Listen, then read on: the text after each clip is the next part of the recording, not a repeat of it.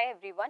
So if you are viewing this lecture which is on manuscript writing, I assume that you have brought your scientific project or your thesis to a logical stage where you are done with the analysis, you have your results in hand, and now you want to put it out for the larger scientific community to read your results and what you have come up with. By now, you have spent a lot of energy conceiving, conducting and analyzing your data that most of us tend to lose momentum at this stage. But let me tell you that it is as much your responsibility to write up your results and put it out there for the scientific community and for larger public consumption. As scientists, it is our responsibility to advocate for our own research findings so that they see the light of the day and reflect in a change of practice or guideline and make a difference in the community. So, at the end of this session, you should be able to have a basic understanding of the following, which will be to organize your ideas logically and sequentially within a predefined structure. You should be able to furnish some additional information and give your manuscript its final form before it goes out there to the scientific community. And you should be able to articulate your ideas very effectively so that the message that you want to communicate is delivered very effectively.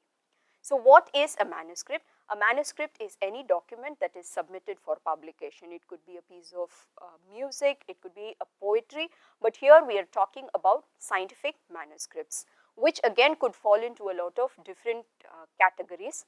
It could be your original research work, it could be a piece of review of literature, it could be a correspondence, it could be a perspective, or it could also be an editorial.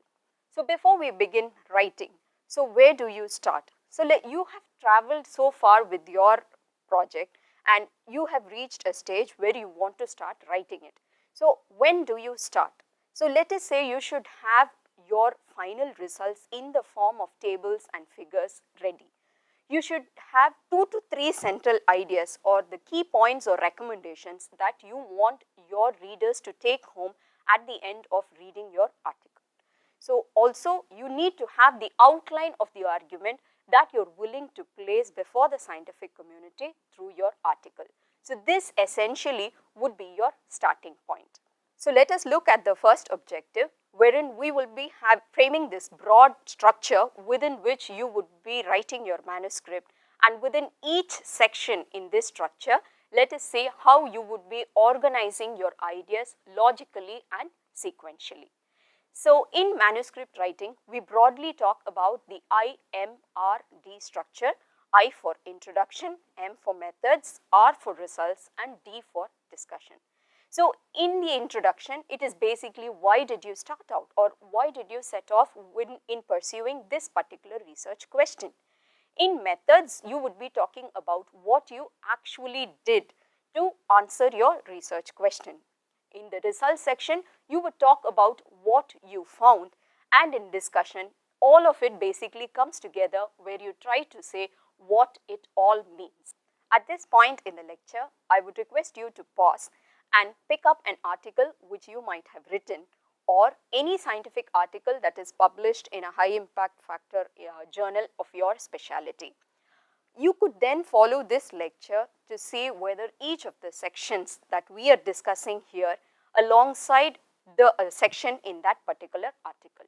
This is an example article which I will be discussing throughout this lecture. Now, this article is titled Impact and Operational Feasibility of TrueNAT MTB RIF under India's RNTCP. So, you can similarly follow the article of your choice to see whether the sections that we are discussing here are well written or covered properly in that particular article. So let us first look at introduction. You understand that when a given reader reads your article, his mind could be in 1,000 places. So the first job of the introduction is zooming in. Of all the things that could be running in the reader's mind, you zoom in to the particular research topic that you are going to be discussing in your article. So in this place, you are going to be giving a background of your research area. What were the knowledge gaps that you identified, which basically sets the stage for stating the rationale of your research project. And finally, you spell out those specific objectives that your project seeks to answer. That would be the job of the introduction section. The next section is on methods, where you basically explain what you did to meet your objectives, and this you do in very simple terms. The methods section is usually where you give excruciating details and basically spell out what you did one by one, stepwise. This should give the scientific reader complete clarity on what you have done and adds to the credibility and reliability of your results.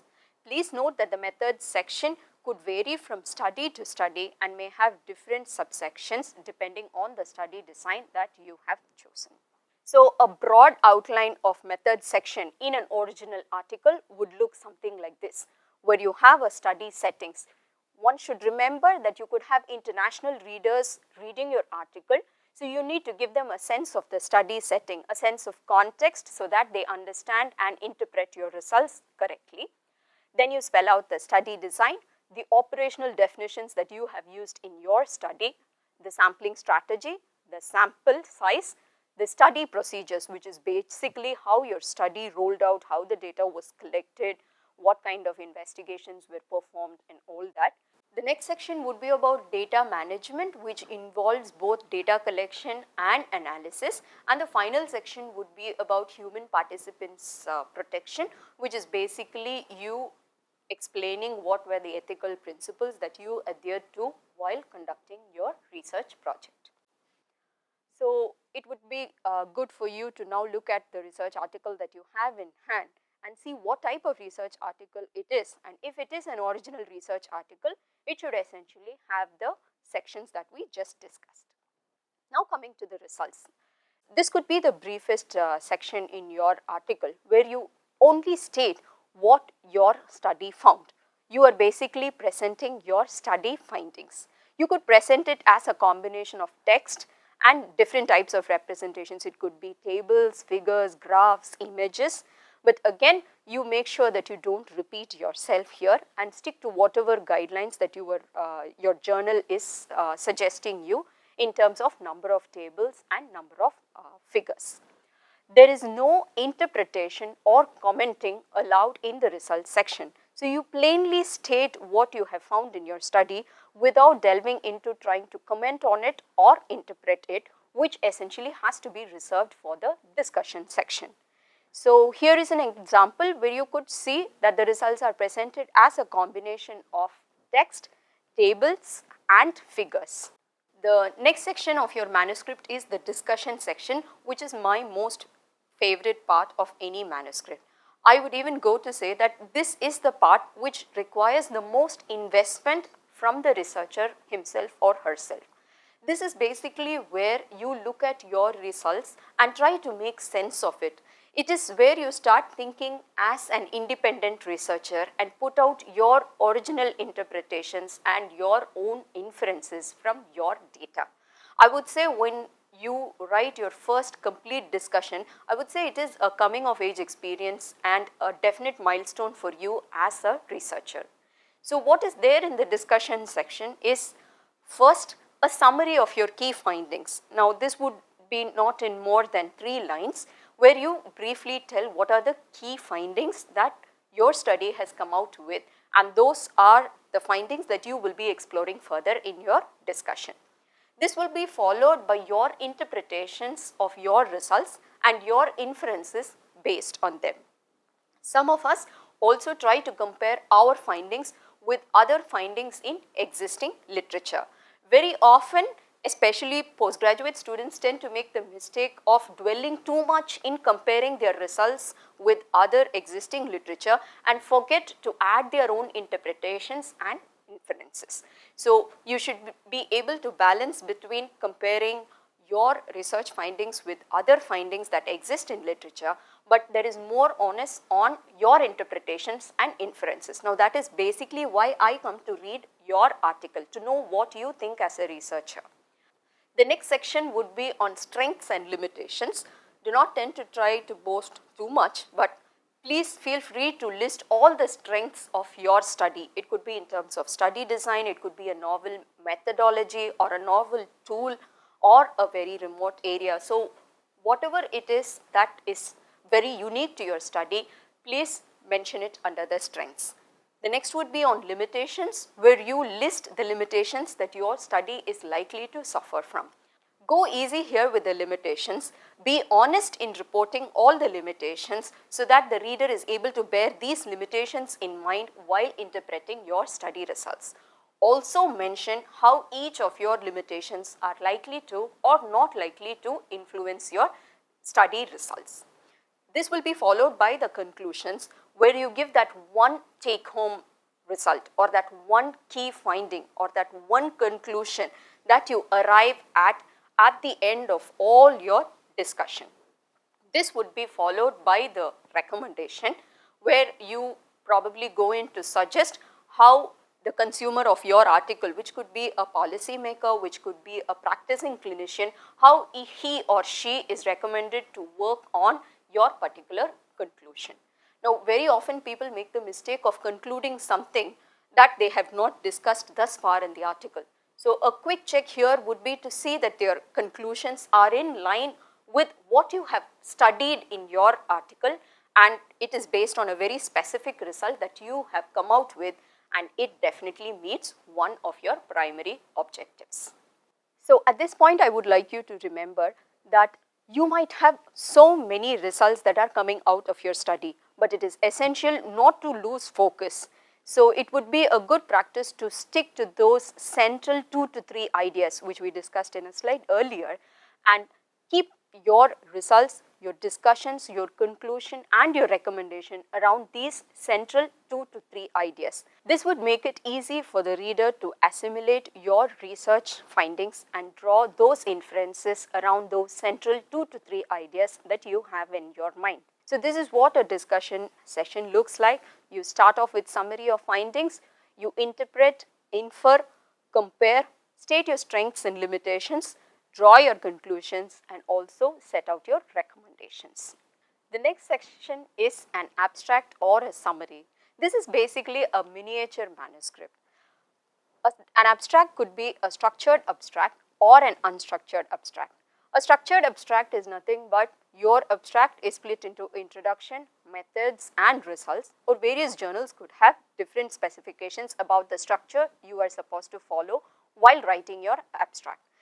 An abstract could be anywhere between 100 to 350 words in length, and the one thing that I want you to remember is that an abstract is the most commonly read part of your manuscript. Many readers just read the title, read your abstract and move along. It is a good practice to invest a lot of time and thought into writing your abstract. Another form of abstract could be a plain language summary, which is basically intended for the common man. So, an abstract or summary, this is a structured abstract that you are seeing here, which has background, methods, results and conclusions. The next section would be on keywords, where you list a few words that you think your article is about. Now, this would be useful to the indexers who are basically classifying your article to belong to a particular category, and later when someone is using a search engine using specific words to look for articles related to that search word, your article will get picked up. So, your specifying the correct keywords will help your article to get picked up whenever a particular search term is entered into a search engine.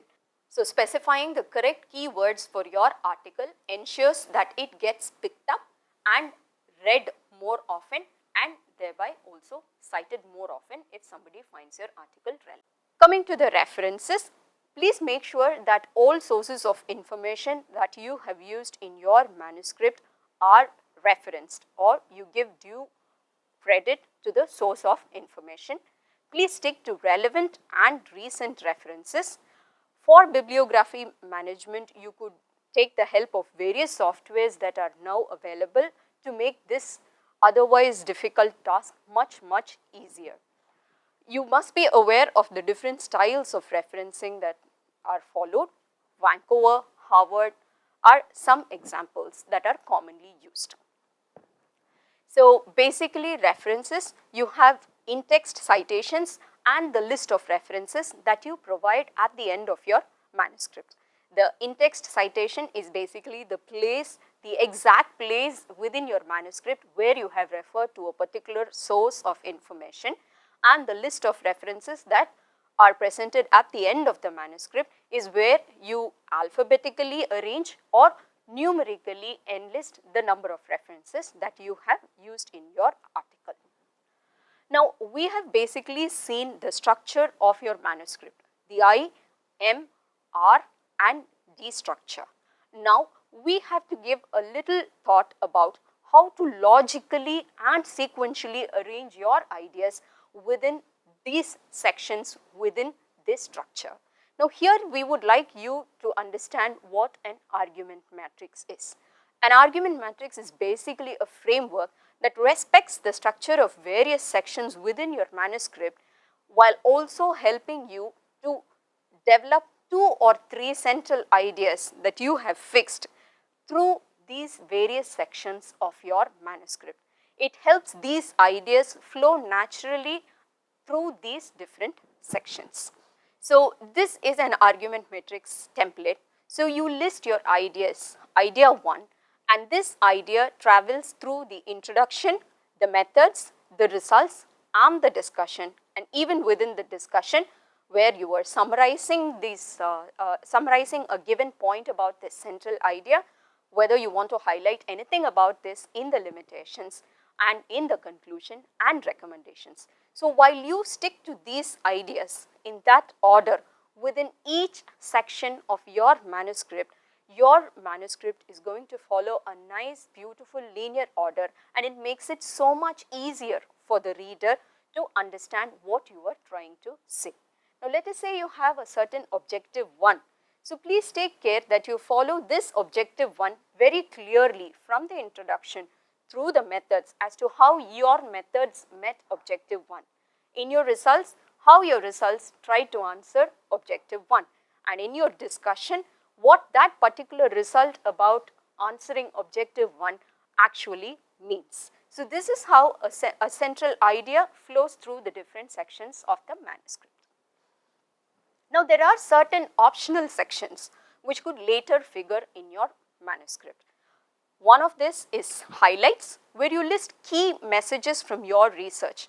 Now, these are usually put into bullet points, 5 to 8 bullet points. Research in context, this is a very useful section where the journal asks you to specify what is already known in this particular research topic and what is that your study adds to the existing pool of knowledge. Now, a word about thesis. Now, most of you viewers are also postgraduate students who are in the process or who will soon be pursuing your thesis. Now, a dissertation is basically an extended, usually written treatment of a subject, and for all of you PG students watching this, it is also a mandatory part of your degree and it goes towards partial fulfillment of the requirement for your degree. So, when you look at your thesis, which like I said is mandatory for your PG or a doctoral degree as compared to a manuscript, a scientific manuscript, which is usually voluntary undertaking by any researcher. For your thesis, you are the primary researcher and the thesis is led by the resident or the scholar and ably guided by your thesis guide or your mentor. Your thesis is bound by university guidelines, as is your manuscript, which is bound by the journal guidelines, and your thesis can always be converted into a manuscript and go for publication in a scientific journal.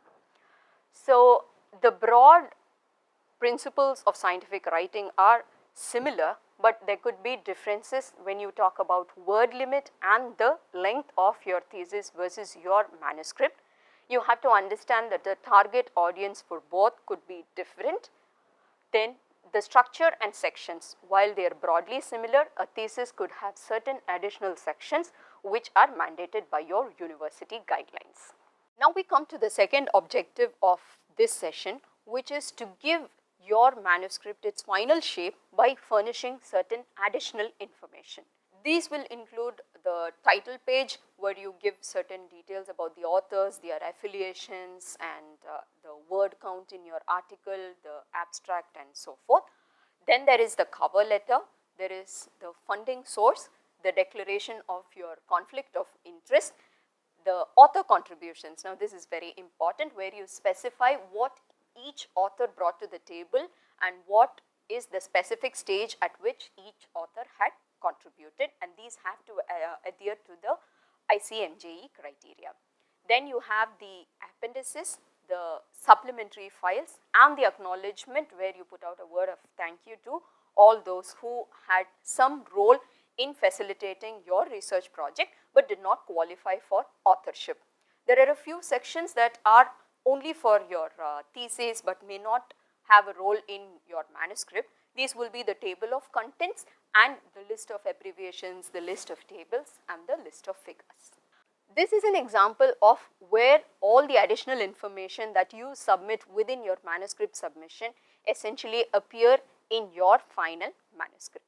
A word about checking your manuscript or thesis for plagiarism. We strongly recommend that your thesis or manuscript is subjected to plagiarism check before it goes for submission for publication. Now we come to the final objective of this session, which is about articulating the content of your manuscript effectively so that the message is delivered. So there are certain broad tips for making your writing clearer. Use simple, specific, and only necessary words. Use consistent terminology to avoid confusing the reader. Use inclusive and non-offensive language. There are some journals which want you to explicitly state that you have taken care to use inclusive and non-offensive language in your manuscript. Use precise word order. Avoid passive voice, and be mindful of sentence length and structure, which is to say avoid long winding sentences which not only makes the reader lose interest but also confuses the reader.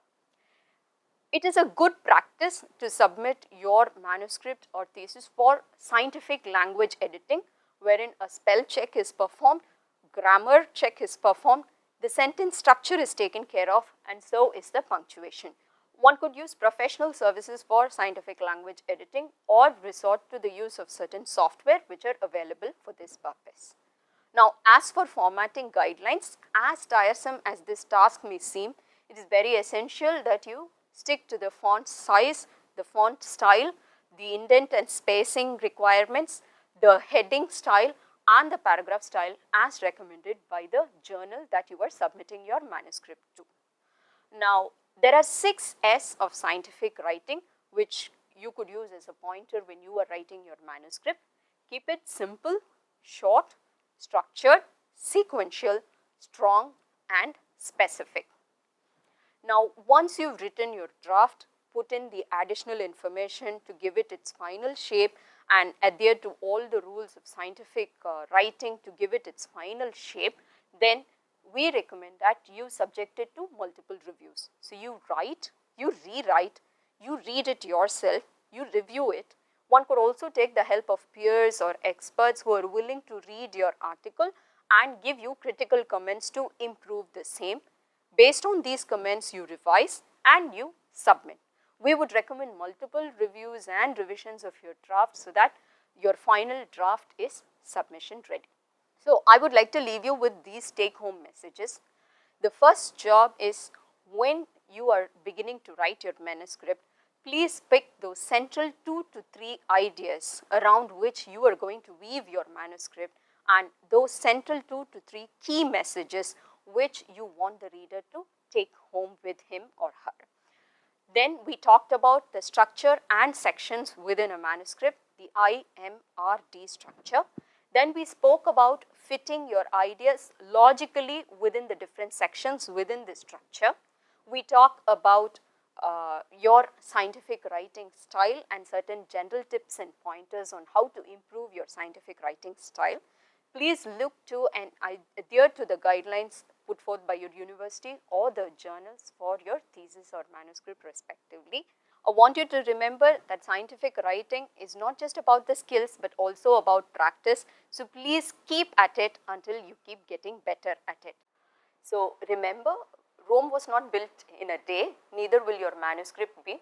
So put in all the effort and take it through all the processes, and like I said, revise, review and revise and give it its final shape. Good luck with your submissions and thank you.